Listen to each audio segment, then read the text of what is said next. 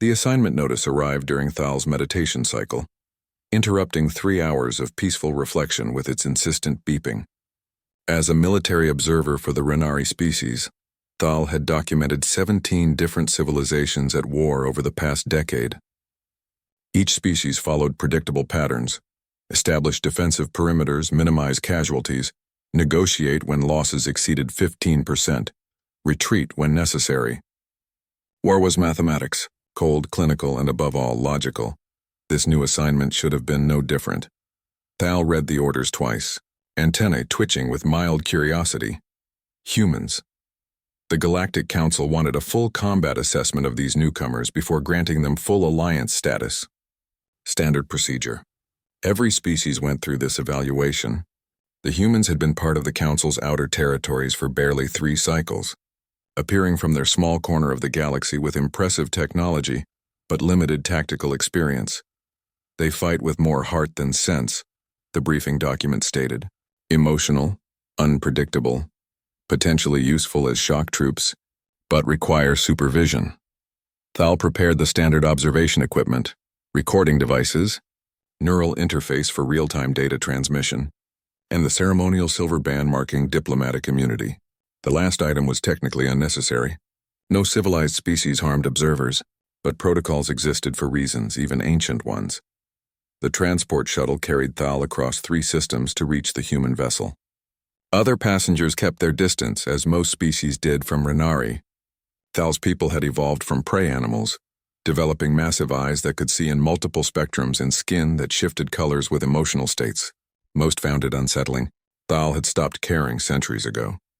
The human ship appeared on the viewport, and Thal's first assessment began immediately. The vessel looked wrong. Where other military craft maintained clean lines and perfect symmetry, this ship seemed cobbled together from mismatched parts. Weapon systems jutted out at odd angles. Hull plating showed different colors where repairs had been made. Someone had painted words along the side in human script that the translator rendered as defiant spirit. Below that, someone else had added "try us," unprofessional, Thal noted mentally.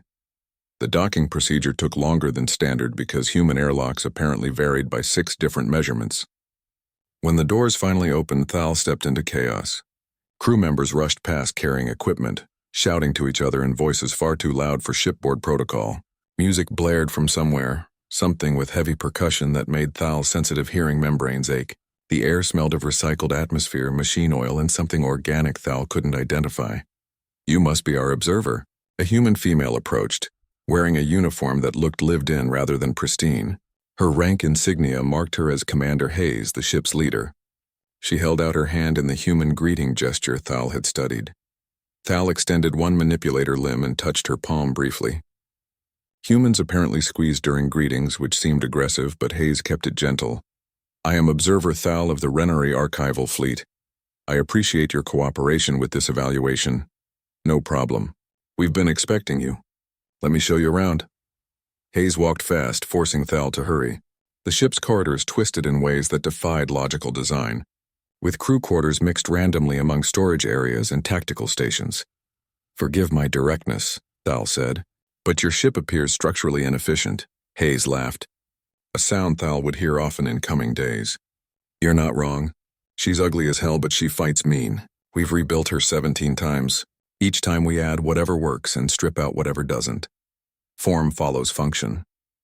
They passed a recreation area where off-duty soldiers engaged in some kind of physical combat game, throwing themselves at each other with apparent enthusiasm. Thal observed 2 humans collide hard enough to draw blood, then help each other up while laughing. "Training exercise?" Thal asked. "Nah, that's just rugby. Helps blow off steam." Hayes seemed unconcerned by the violence. The bridge was surprisingly organized, though crew members still moved with that same frenetic energy. They worked at their stations with intense focus, occasionally shouting updates to each other rather than using proper communication protocols. "This is your observation post." Hayes indicated a seat with a good view of all bridge operations. "You'll have access to our tactical network, sensor data, everything you need. We've got nothing to hide. When do you expect combat engagement? Could be hours, could be weeks. The Ravagers have been pushing into this sector. We're on patrol until they show up." The Ravagers. Thal had reviewed the intelligence reports. An aggressive species that conquered through overwhelming force and treated surrender as weakness. They had destroyed 6 colonies in the past cycle alone, showing no interest in negotiation or mercy. The Galactic Council considered them the primary threat to regional stability. Your orders are to engage them when encountered? Thal asked. If they're threatening civilians, yes. If it's just military targets, we assess and respond appropriately. Hayes sat in her command chair, which looked worn from use. We follow rules of engagement like everyone else. Thal spent the next several hours reviewing human tactical doctrine. It read like every other species' military manual. Protect assets, minimize casualties, achieve objectives with maximum efficiency. Nothing remarkable. Nothing concerning. The crew worked their shifts with professional competence despite their apparent disorder. They joked with each other, shared meals, and maintained their equipment with obvious care. Some kept personal items at their stations, photographs mostly, showing other humans in various settings. Family members, Thal learned. Humans formed intensely strong bonds with their genetic relatives. During the rest cycle, Thal reviewed the day's observations. Humans seemed chaotic on the surface but functioned effectively underneath. Their emotional displays were more open than most species, but that didn't necessarily indicate weakness, just cultural difference. 3 days passed in routine patrol operations.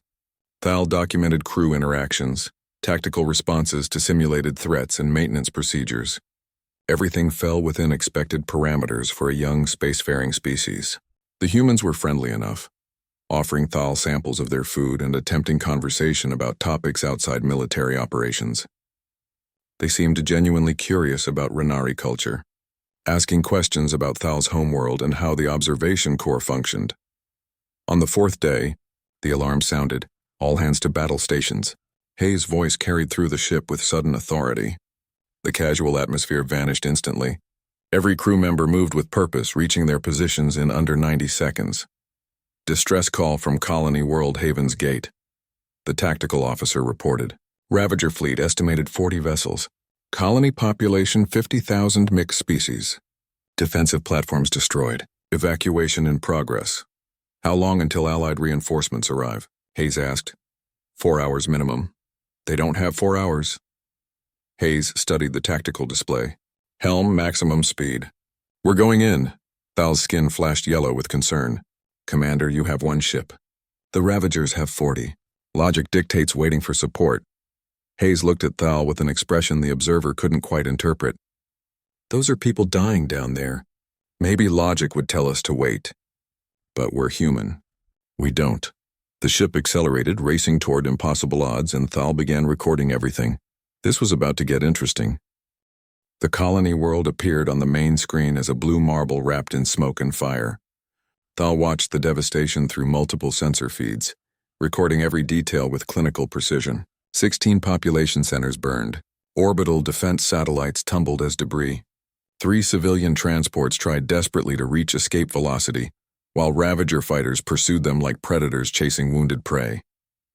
Get me fleet status, Hayes ordered, her voice calm despite the situation.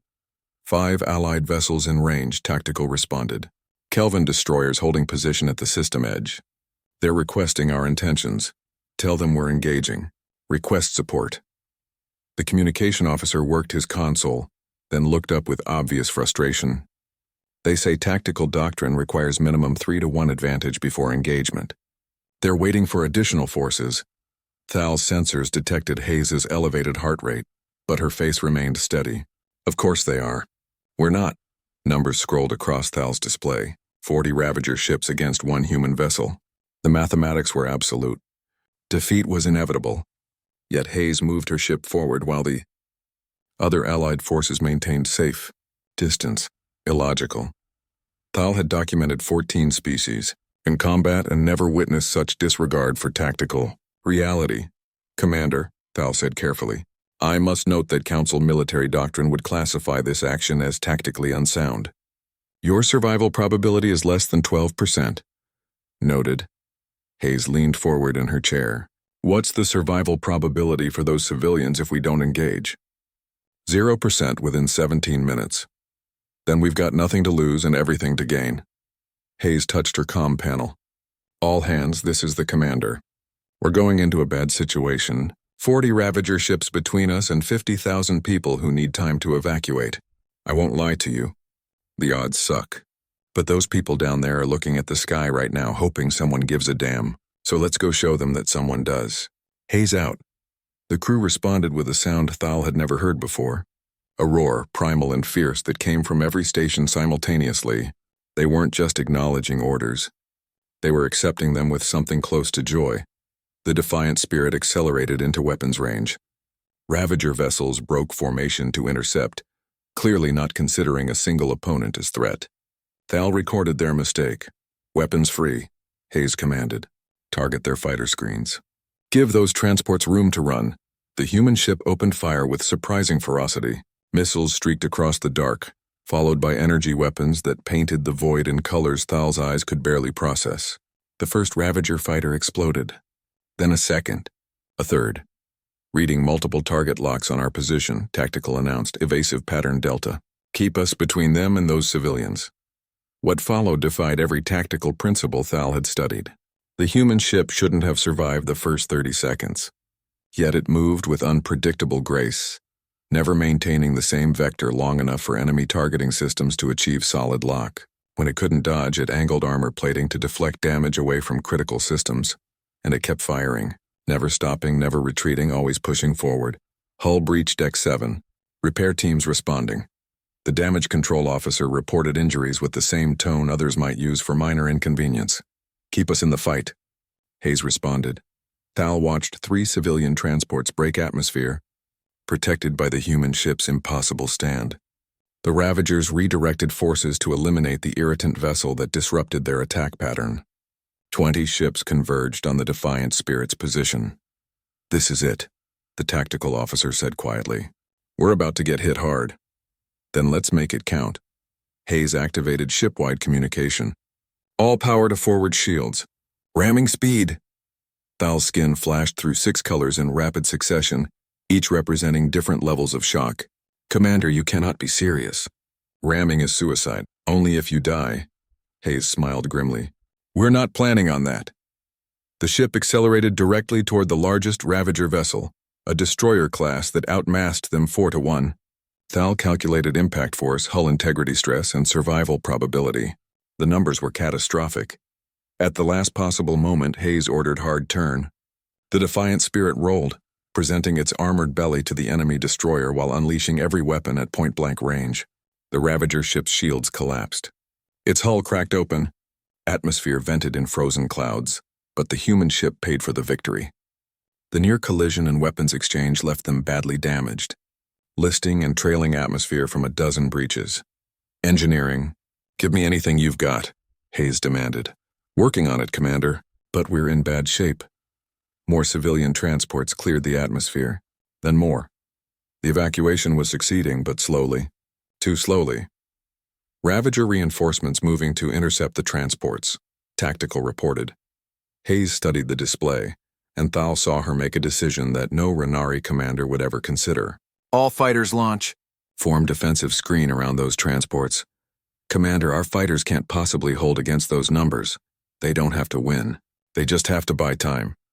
12 human fighters launched from the battered ship, racing to position themselves between 30 Ravager attack craft and the fleeing civilians. Thal monitored their communications, expecting fear or protest. Instead, the pilots joked with each other, using call signs and friendly insults even as they accelerated toward impossible odds. Blue Squadron, show these bastards why they shouldn't have come to our neighborhood. Copy that. Lead. Let's make this hurt. The fight that followed belonged in tactical training as an example of how not to engage superior forces. The human fighters should have been destroyed in seconds. Instead, they fought with a fury that disrupted every enemy attack pattern. They didn't just evade. They attacked while evading, turned defensive maneuvers into offensive opportunities, and refused to die cleanly. When enemy fire finally found them, they died buying seconds. One pilot, his fighter crippled and burning, deliberately crashed into a Ravager bomber before it could target a transport. His last transmission was laughter. Thal watched with growing horror, not at the violence, but at the absolute commitment these humans displayed. They fought beyond logic, beyond tactics, beyond self-preservation. Allied reinforcements entering the system. Communication announced. Kelvin fleet is moving to engage. The remaining Ravager forces withdrew, their attack disrupted and objectives denied. Of the 50,000 civilians, 47,000 escaped. The human fighters were gone. The defiant spirit drifted, barely functional but intact. Hayes slumped in her chair, suddenly looking exhausted. Around the bridge, crew members moved to damage assessment and rescue operations. Some cried. Others sat in silence. All of them had blood on their uniforms, though Thal couldn't determine whose. Kelvin Fleet Commander is hailing us, communication reported. He wants to know why we engaged without support. Tell him we'll file a full report later. Hayes closed her eyes briefly. Right now we have wounded to treat and pilots to recover. Commander, our pilots didn't eject. They're gone, I know, but we're still going to look for them. Every single one. Thal reviewed the battle recordings, processing what had been witnessed. By every tactical measure, the human response had been foolish. They sacrificed fighters that couldn't be replaced to save civilians they didn't know. They risked their ship against odds no rational species would accept. They violated standard military doctrine in dozens of ways, and they saved 47,000 lives. Observer Thal, Hayes said, I imagine you have questions. Why? Thal's skin flickered with confusion colors. Why accept such losses for people you had never met? Hayes looked at the main screen, where rescue ships now worked to evacuate the surviving colonists. Because they needed us. Because we could help. Because nobody else would. She turned to face Thal directly. Because it was right. Right is subjective. Your tactical manual emphasizes preservation of military assets for strategic deployment. Sure, the manual says that. But we're not just following manuals. We're protecting people. Hayes stood, moving to help coordinate rescue efforts. You'll understand eventually. Or you won't. Either way, we've got work to do. Thal remained at the observation post, reviewing data and trying to reconcile what had been witnessed with known parameters for rational behavior. The humans had violated every principle of military logic. They survived through luck and aggression rather than sound tactics. Yet they succeeded where others would not have tried. This was going to require significant analysis. Thal began composing the first report to the Galactic Council, already knowing it would read like fiction.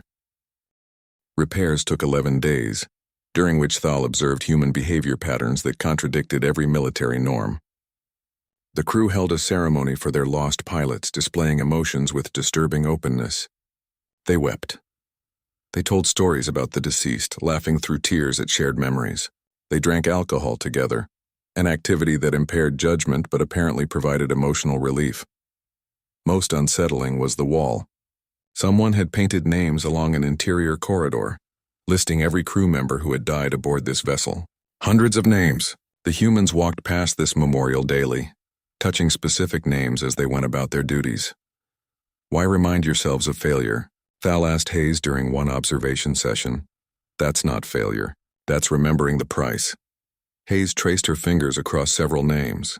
Every person on this wall made a choice. They stood between danger and innocence. We honor that by never forgetting them. Over the following weeks, Thal accompanied the defiant spirit through 6 more engagements. Each one revealed patterns that defied military logic, but produced results that couldn't be dismissed. In the third engagement, a Ravager ambush damaged their engines, leaving them vulnerable. Standard protocol demanded immediate withdrawal using emergency backup systems. Instead, Hayes ordered the ship to hold position, while a damaged freighter completed its escape. The crew obeyed without question, accepting additional damage to protect strangers. By the 4th engagement, Thal noticed the singing. Before battle, crew members gathered in small groups and performed vocal harmonies. Ancient songs, apparently, passed down through human generations. Songs about war, loss, sacrifice, and defiance. The singing served no tactical purpose, yet it seemed to strengthen their resolve. It reminds us why we fight, a young engineer named Carter explained, and who we're fighting for. Thal interviewed Carter extensively, fascinated by his perspective. He came from a farming world, had joined the military to protect his family, and spoke about duty with an intensity that seemed excessive for someone so young. Don't you fear death? Thal asked. Sure, everyone does. Carter cleaned his rifle while they talked, hands moving with practiced familiarity. But I fear failing people more. My parents are on a colony world somewhere out here. If I'm not willing to stand between them and threats, who will be?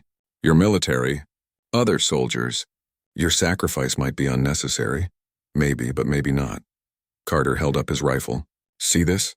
My great-grandfather carried one like it in a war on Earth. My grandfather carried one on Mars during the rebellion. My father carried one defending the outer colonies. It's family tradition, he smiled. We don't quit. We don't run. We stand and fight because someone has to. The fifth engagement provided the most data. A Ravager patrol encountered their convoy, and Hayes ordered standard defensive formation. The battle proceeded routinely until enemy fire crippled the medical ship, carrying wounded from a previous conflict. The ship began venting atmosphere, life support failing. With 300 injured personnel aboard, Hayes immediately moved to intercept, placing the Defiant Spirit between the Ravagers and the dying medical vessel. But one cruiser broke through, targeting the wounded ship with missiles. Thal watched human fighters respond. They didn't try to shoot down the missiles. They positioned their small craft in the projectile's path, using themselves as shields. 5 pilots died in as many seconds, their fighters disintegrating to protect the wounded. The medical ship survived. 300 injured personnel continued breathing because 5 pilots chose death. Why? Thal demanded of Hayes afterward.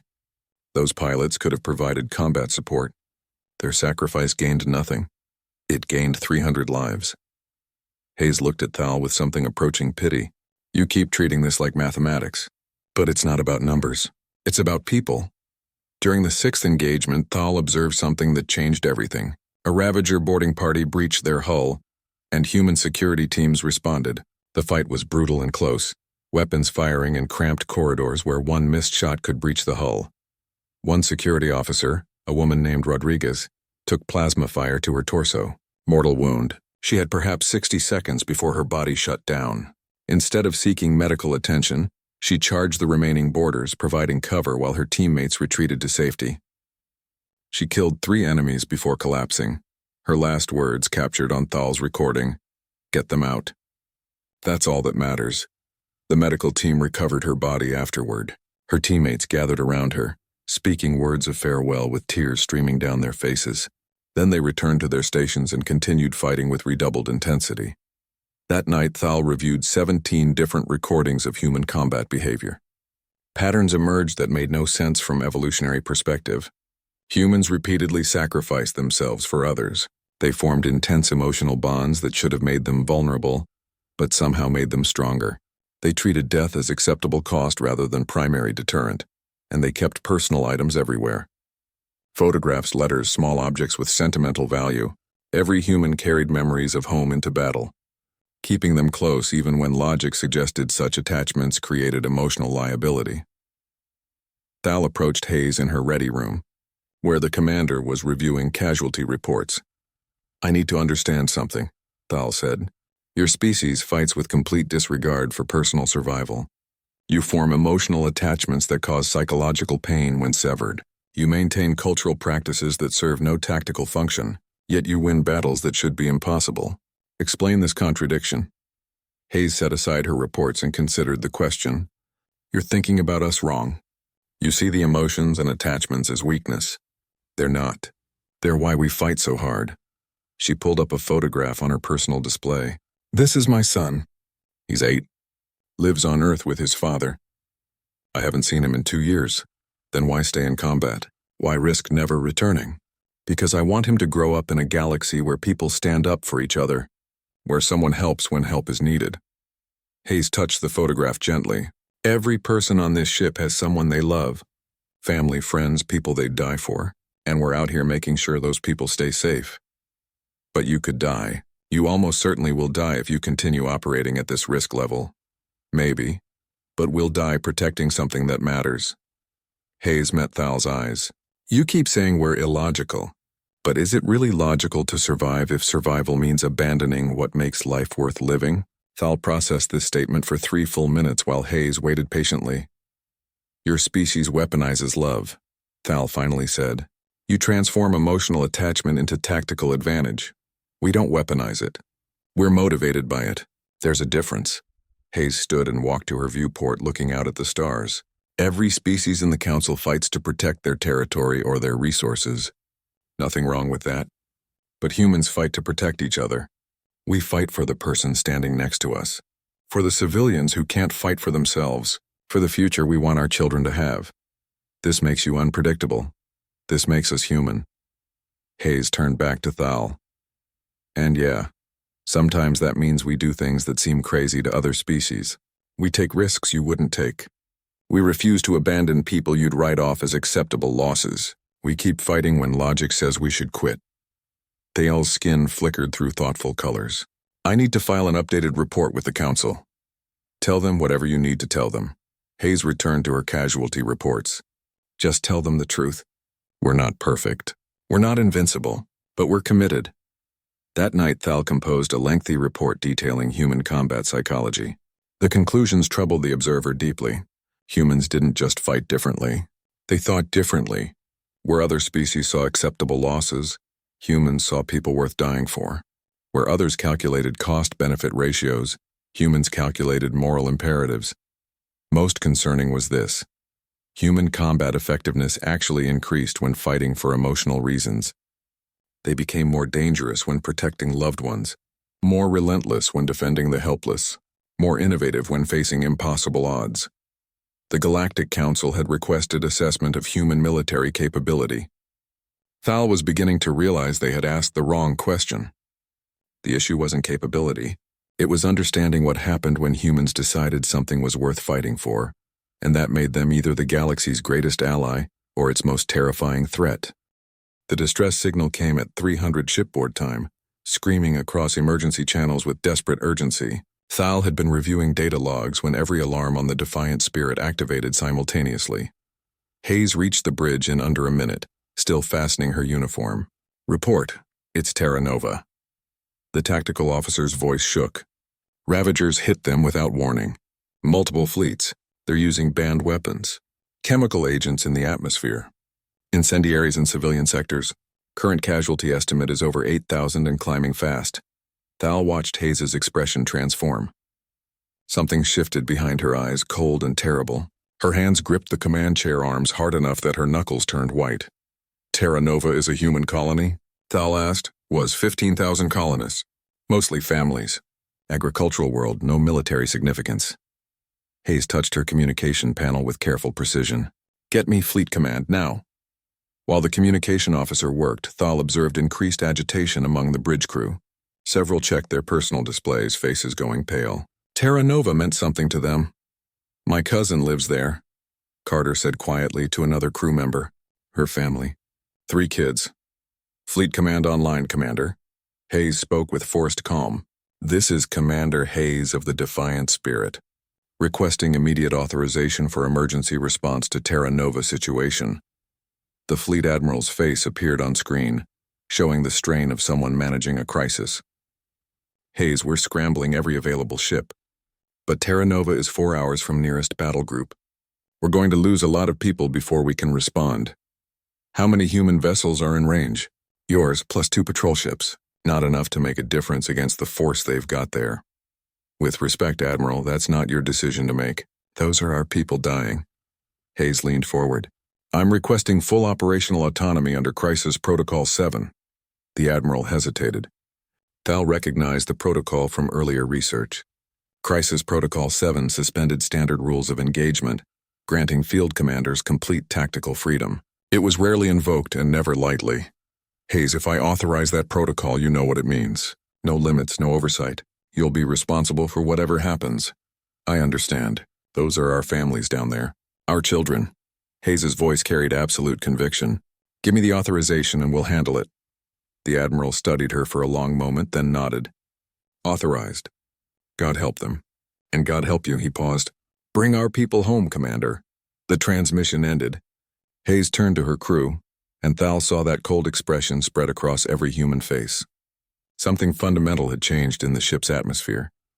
All hands, battle stations. Engineering, I want maximum speed. Burn the engines if you have to. Weapons, load everything. No restrictions. Helm, set course for Terra Nova. We're going to war. The crew moved with frightening efficiency. No jokes, no casual banter. They worked in grim silence, and Thal realized with growing unease that this was different from every previous engagement. "Commander," Thal said carefully, "what is Crisis Protocol 7? Hayes didn't look away from her display. "It means we stop following the Council's rules of engagement. It means we fight the way humans fight when we stop being polite. I do not understand. You will." The journey to Terra Nova took 90 minutes at speeds that should have torn the ship apart. 2 other human vessels joined them en route, smaller patrol craft with even fewer weapons. 3 ships against a Ravager fleet, suicide by any calculation. When Terra Nova appeared on sensors, Thal saw devastation on a scale not witnessed in this sector for generations. 30 Ravager ships orbited the planet, methodically destroying population centers. Fires raged across 3 continents. The atmosphere read toxic in multiple regions. Casualty update, tactical reported, voice flat. 12,000 confirmed dead. 3,000 missing. Ravagers are hunting survivors. Hayes stood from her command chair. When she spoke, her voice carried across every speaker on the ship. "This is Commander Hayes. By now you all know what's happening on Terra Nova. Those are our people down there. Our families. Our future." She paused. "The Ravagers think they can terrorize us, hurt us, make us afraid. They're about to learn what happens when you hurt humans. They're about to learn that we don't forgive. We don't forget. And we sure as hell don't run." The crew responded with that primal roar again, but this time it carried undertones that made Thal's skin flash warning colors. "All ships, we're going in. Target anything that's not human. No mercy, no prisoners. No surrender." Hayes smiled, and it was the most terrifying expression Thal had ever witnessed. "Let's show them why you don't attack human families." The 3 human ships accelerated into battle against impossible odds, and what followed would haunt Thal for the rest of existence. The humans didn't fight to win. They fought to destroy. Every tactic Thal had observed in previous engagements was abandoned. The humans used weapons designed for asteroid mining as ship killers, overloading them to devastating effect. They launched boarding parties that fought with a savagery that made previous combat look civilized. When weapons ran dry, they used tools. When tools broke, they used hands. One human pilot, his fighter damaged beyond repair, crashed it directly into a Ravager cruiser's bridge. His last transmission was a war cry in his native language. The Ravagers, experienced with combat against dozens of species, encountered something they had never faced before. An enemy that didn't care about survival, that fought with pure rage channeled into lethal efficiency, that refused to die until they took enemies with them. Ravager command vessel attempting to withdraw. Tactical reported. Negative. Hayes's voice was ice. "Cut off their escape. They don't get to leave." Thal watched in horror as human fighters deliberately blocked the enemy flagship's retreat, sacrificing themselves to keep it in battle space. The Defiant Spirit, already badly damaged, rammed the Ravager command ship at full speed. The collision should have destroyed both vessels. Instead, the human ship survived just long enough for boarding parties to swarm across. Thal accessed internal camera feeds and immediately wished otherwise. The humans fought through the Ravager ship like a force of nature, unstoppable and merciless. They moved with terrifying coordination, clearing compartments with brutal efficiency.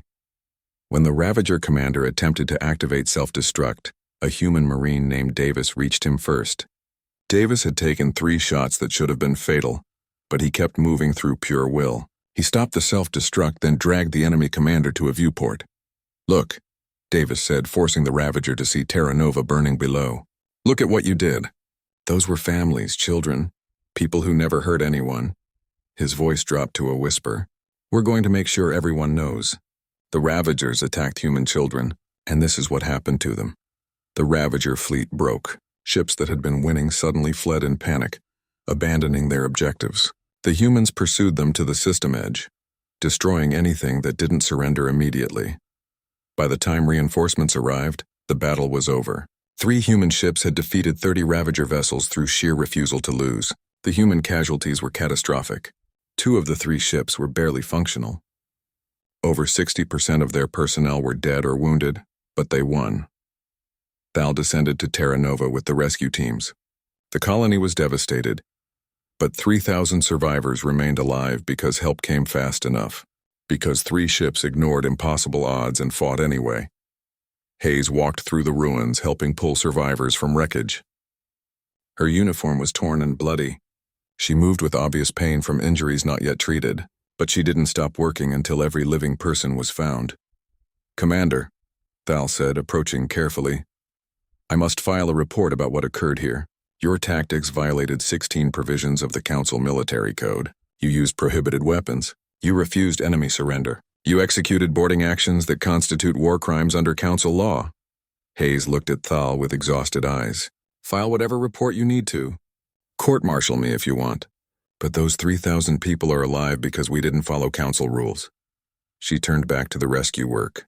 Sometimes being civilized means doing uncivilized things to protect the innocent. That night, Thal reviewed battle recordings and struggled to process what had been witnessed. The humans had transformed. They didn't fight like soldiers. They fought like something ancient and terrible, something that existed before civilization taught restraint. The Galactic Council wanted to know if humans were suitable military allies.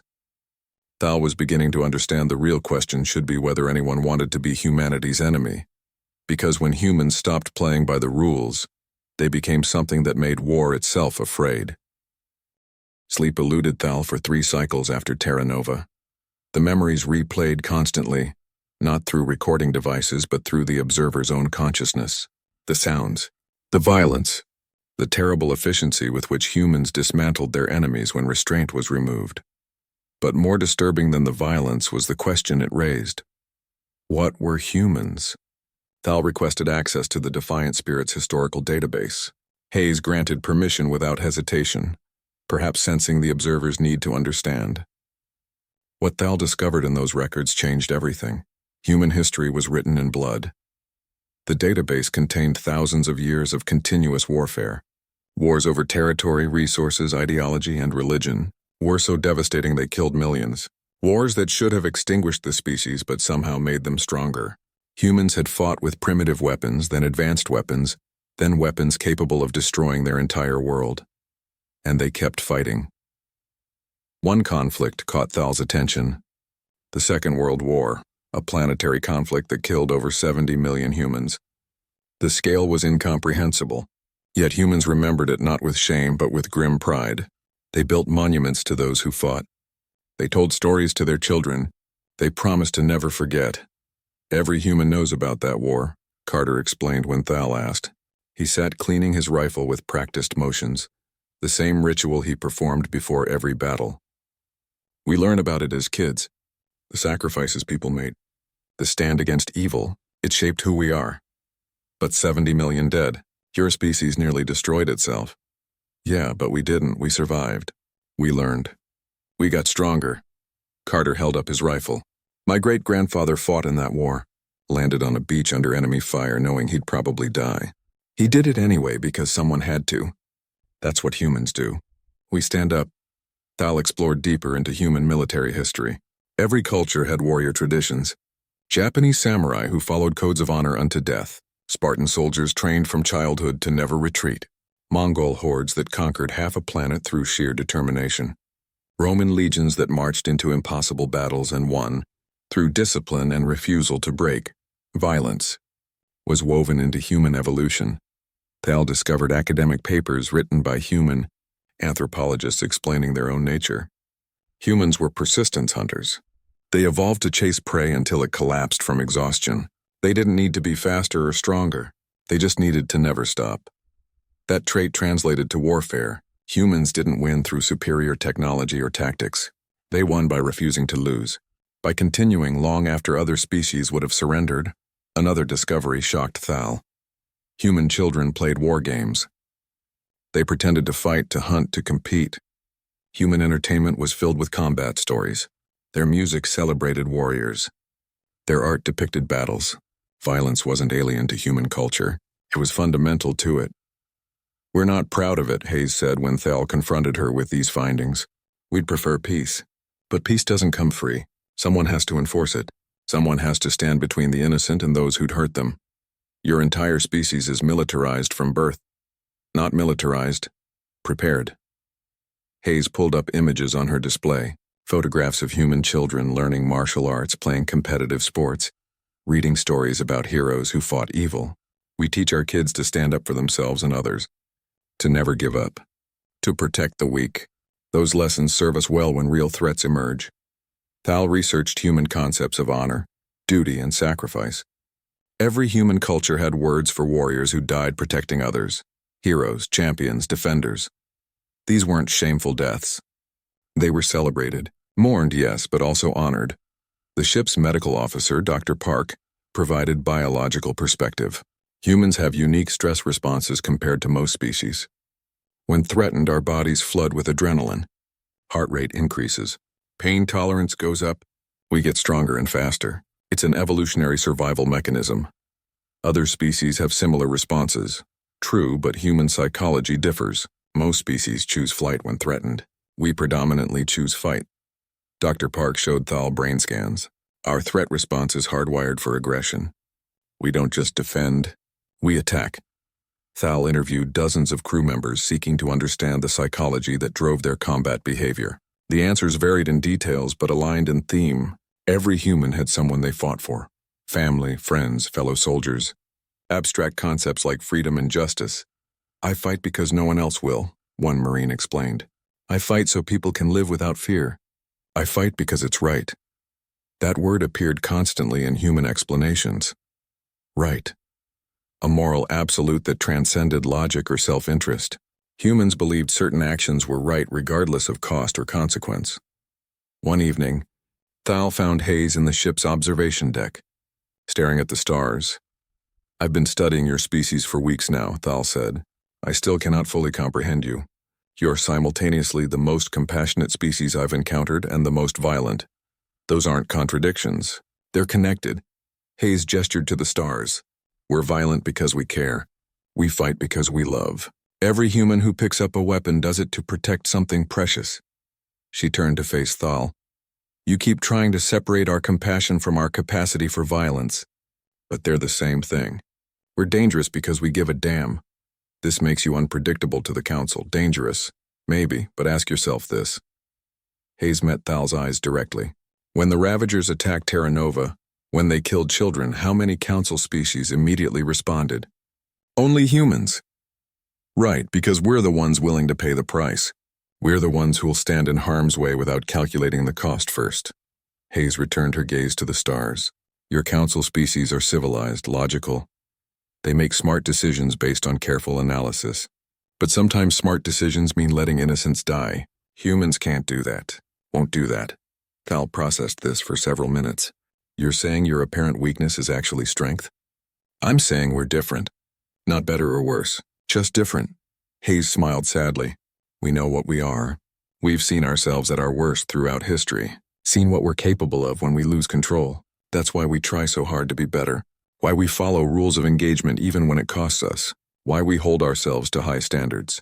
But Terra Nova, you abandoned all restraint because they hurt our families. You want to see humans at their most dangerous?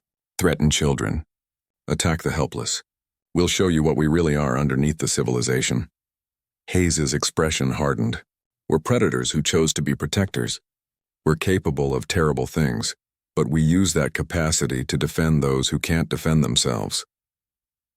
Thal spent the next several days compiling a comprehensive psychological profile of humans. The conclusions were disturbing and compelling in equal measure. Humans were warriors who wanted peace. They were capable of extreme violence but constrained themselves through cultural values and moral codes. They formed intense emotional bonds that made them vulnerable but also gave them strength beyond physical capacity. They remembered their dead not as failures but as inspiration. They taught their children that some things were worth dying for. Most significantly, humans didn't fear death the way other species did. They feared failure more, feared letting others down, feared standing by while innocents suffered. This made them uniquely suited for certain roles: peacekeepers, defenders, last stands against impossible odds. But it also made them potentially dangerous if those protective instincts were directed wrongly. "You're afraid of us," Carter observed during one interview session. "I can see it in your color changes.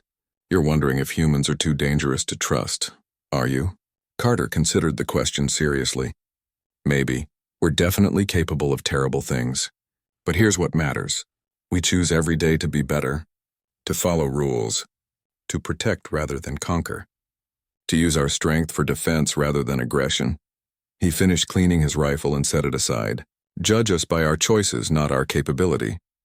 That night, Thal began drafting the report that would determine humanity's place in the Galactic Council. The observer had witnessed humans at their best and worst, seen compassion and cruelty, sacrifice and survival, mercy and mercilessness. The question wasn't whether humans were dangerous. They obviously were. The question was whether that danger could be trusted, whether humans would use their terrible capacity for violence only when necessary, whether they would remain protectors rather than become conquerors. Thal didn't have a definitive answer, but had seen enough to know that humanity deserved careful consideration. They were unique among Council species, perhaps the first true warriors to seek alliance rather than domination. The real test would come when humans faced their ultimate challenge.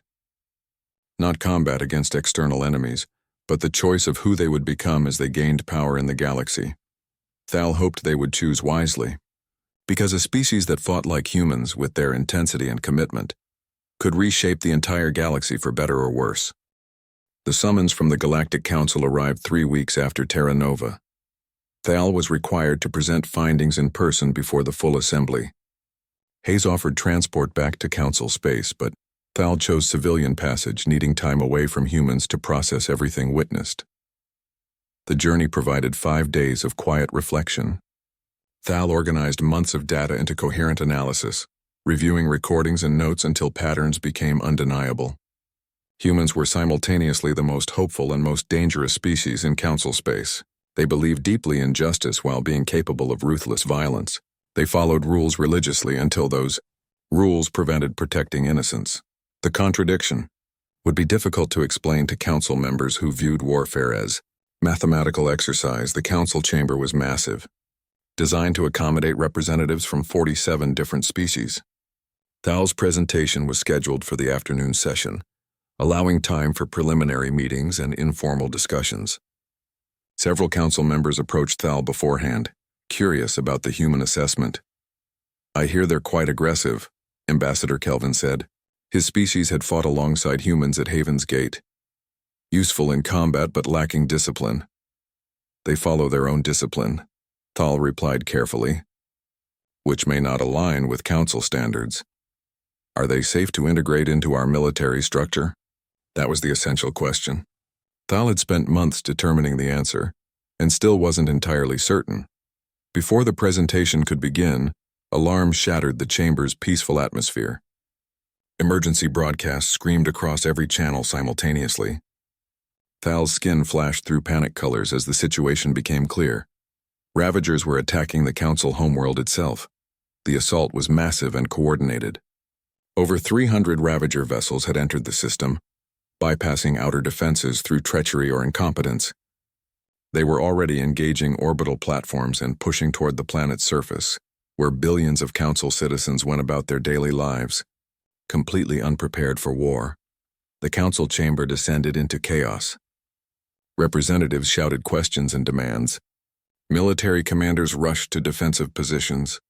Evacuation protocols activated, though everyone knew there wasn't time to evacuate a planetary population. Thal watched the tactical displays with growing horror.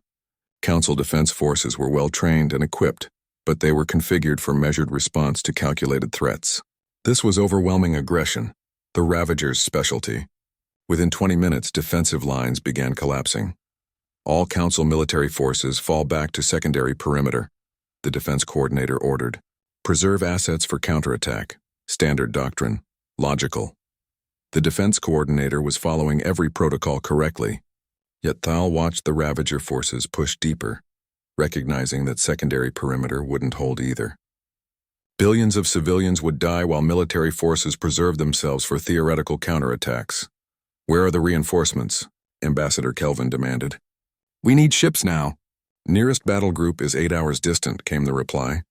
"We're alone until then, 8 hours. The planet wouldn't last 8 minutes at this rate. Thal's communication device activated with an incoming signal. Human frequency. Thal almost ignored it amid the chaos, but something made the observer answer. "This is Observer Thal. Thal, it's Hayes." The commander's voice was tight with urgency. "We just picked up the distress calls. We're 3 days out at maximum speed, but we're coming. 3 days is too late. The planet will have fallen by then. I know, but we're coming anyway. Can't get there in time to save the world, but maybe we can save some people. Hayes paused. Thal, listen. We just received authorization from Earth. Every human vessel within 5 systems is being redirected to your location. We're bringing everything we have. That's still not enough ships to matter. Probably not. But we're not abandoning you. Humans don't leave allies behind. The transmission crackled with interference. We're pushing our engines past safe limits. We'll get there as fast as physically possible. Hold on. The transmission ended. Thal stood amid the chaos, processing what Hayes had said. Humans were coming to help even though they couldn't arrive in time. Even though the fight was already lost. Because that's what humans did. The battle deteriorated rapidly. Ravager forces broke through the secondary perimeter within 40 minutes. Landing craft began descending toward population centers.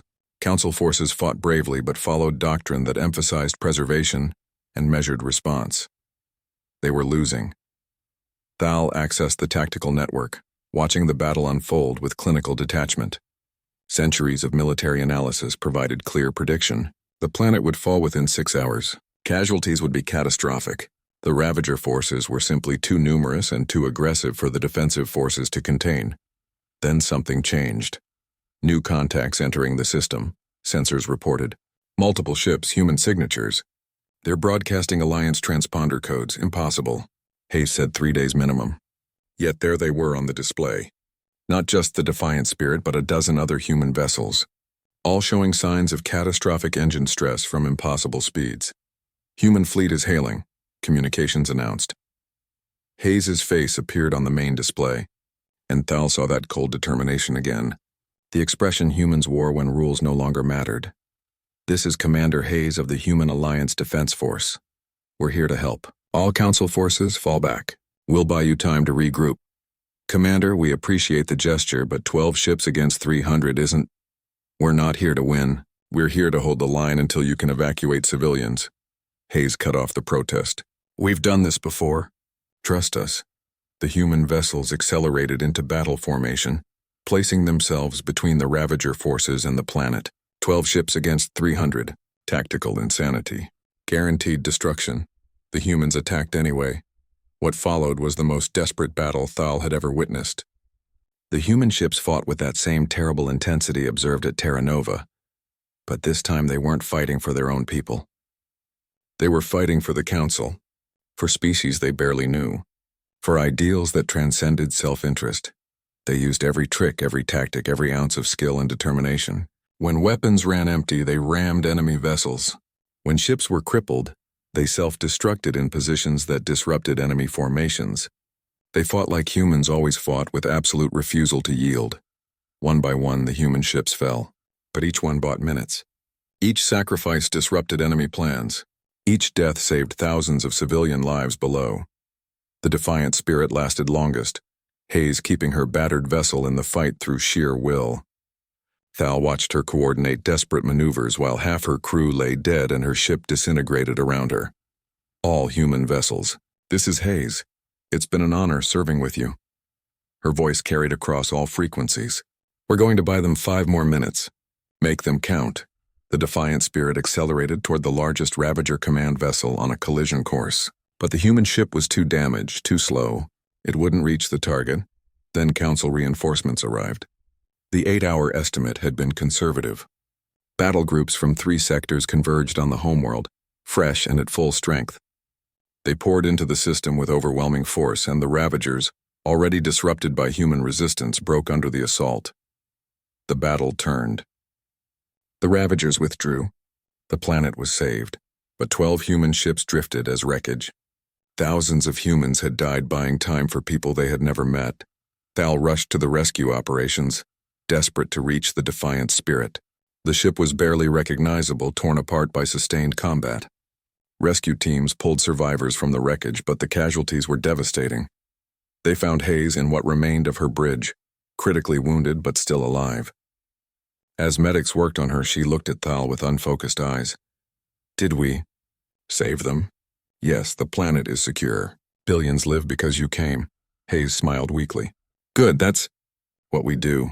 She lost consciousness and medics rushed her to emergency surgery. Thal stood amid the wreckage, surrounded by human dead, and finally understood. 2 days later, Thal stood before the Galactic Council to deliver the final assessment. The chamber was packed with representatives who had witnessed the human sacrifice firsthand. Hayes sat in a wheelchair at the side, recovering from injuries that would have killed most species. "Honored council members," Thal began, "you assigned me to assess human military capabilities and determine their suitability for Alliance membership. After 3 months of observation and participation in multiple combat operations, I am prepared to present my findings."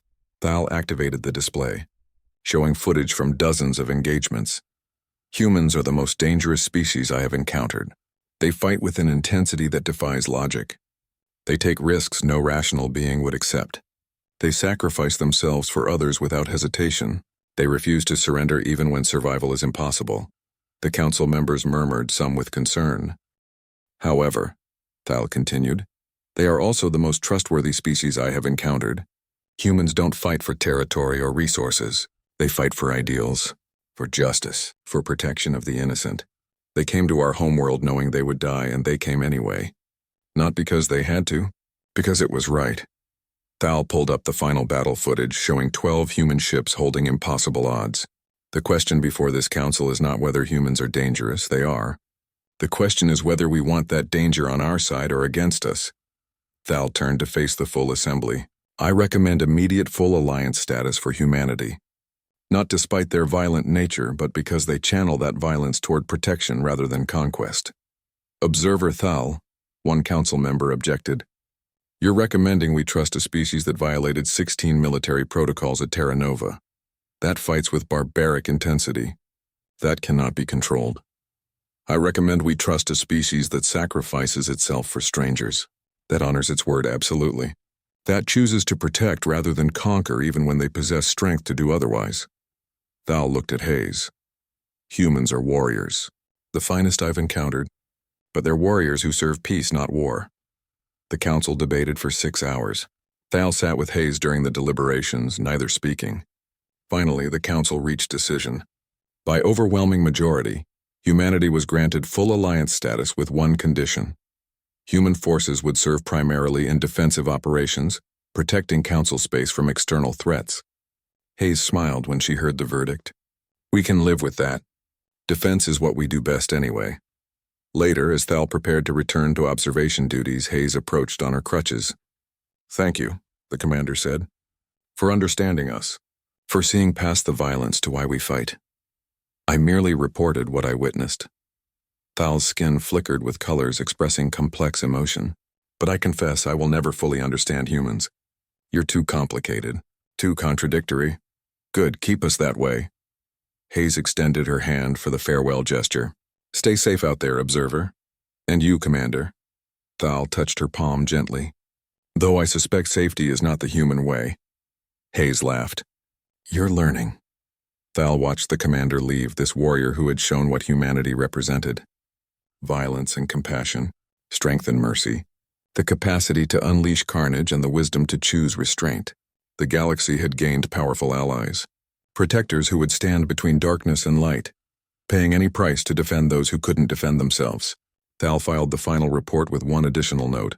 Recommendation to Council. When facing threats that diplomacy cannot resolve and logic cannot defeat, deploy humans. They will not fail you. They cannot. It is not in their nature. Looking at the stars, Thal felt something unfamiliar. Hope. Because somewhere out there, humans stood watch, and they would never stop, never surrender, never leave anyone behind. The galaxy was safer for their presence, and Thal was grateful to have witnessed what humans truly were. Monsters who chose to be heroes, warriors who fought for peace, and the finest protectors any civilization could ask for.